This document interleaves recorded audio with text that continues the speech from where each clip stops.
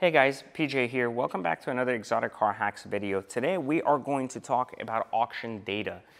This is something that's pretty big in the exotic car space with the dealers, and a lot of people actually watching this video on YouTube are probably very familiar with the fact that there's auction data floating around from Manheim, Riverside, and so on and so forth in the United States about what are cars trading hands for. And as we've seen in the last 10 years, the auto business has evolved so much that so many people are now relying on this auction data to make determination of what cars are worth. But you see, personally, I have a huge problem with exotic car data, and there's a couple of reasons why.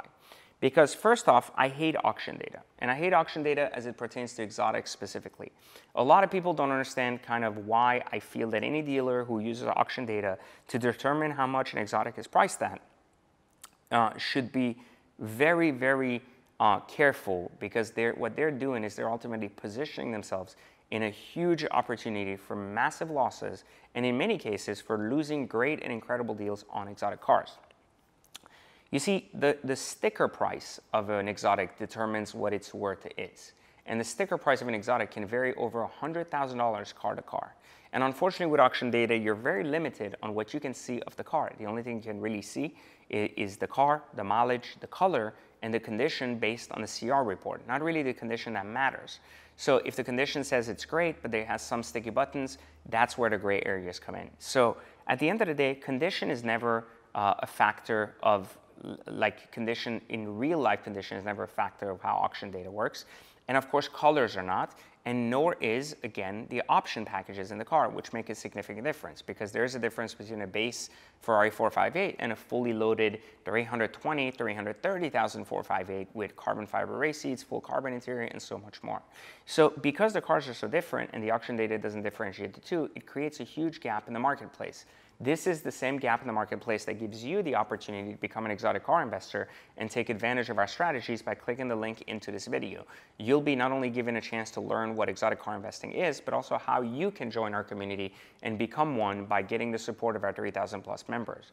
So when you're trying to understand auction data, here's two reasons why auction data is almost a scam. Dealers, in many cases for auction data, actually pay auction houses to omit their data.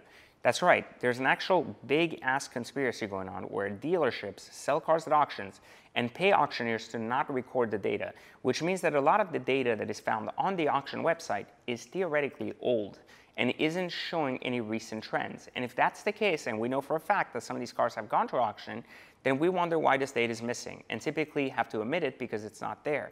And as a result of it, therefore, are using data that's over 5 months old. And when data is over 5 months old, that means that the market has shifted significantly and no one's recorded any sales of recent and lower numbers, which ultimately, again, causes false data. The second piece is that really it doesn't account for options. And outside of condition and everything else, it just doesn't work because cars have $100,000, $150,000 in differences just based on options alone, and that's not reflected. So when you're using numbers that are very low because certain cars have hit auction on trying to buy premium cars, it just isn't even accurate. Now, the other thing in this particular point is that at the end of the day, you have to understand that while everybody wants to buy a cheap car, exotic cars specifically that end up at auction are usually, not in every case, but usually cars that nobody wants. Meaning dealers are all friends with one another and always call each other to sell each other cars. And so it takes a lot for a car to end up at the auction because nobody wants it.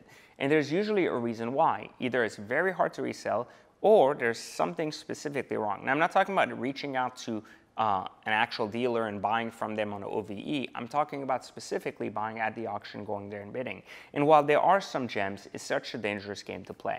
So next time you're actually considering buying an exotic car, please use our charts to determine how much to actually pay for your car, and do not fall victim of actually expecting any type of data from the auction data to actually be accurate portrayals of how to get your exotic car at those prices. And so it just doesn't work, it's not accurate, and it's just very difficult to use, especially when half the data is omitted. So hopefully you found this video helpful and different. If you liked it, click the thumbs up button. If you disagree with me and think that some of the things I'm saying aren't accurate, write a comment, let me know.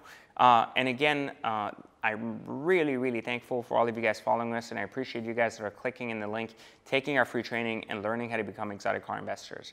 On behalf of all of us at Exotic Car Hacks, have a great afternoon, guys, and I'll catch you on the next one. and please make sure to subscribe.